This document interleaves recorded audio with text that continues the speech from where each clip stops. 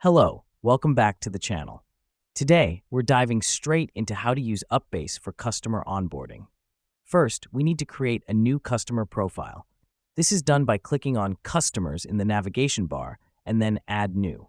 We do this because it's vital to ensure all customer information is in one place for easy access.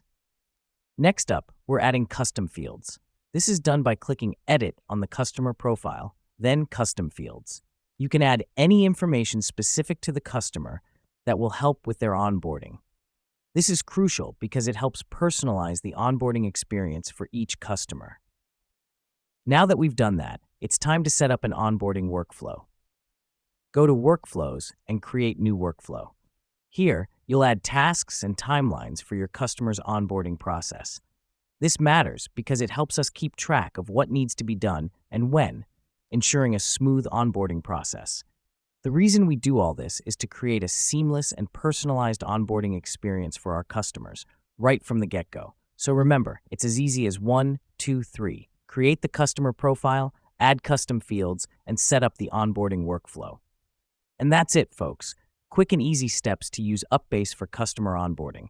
Remember, the key is consistency and personalization. Until next time.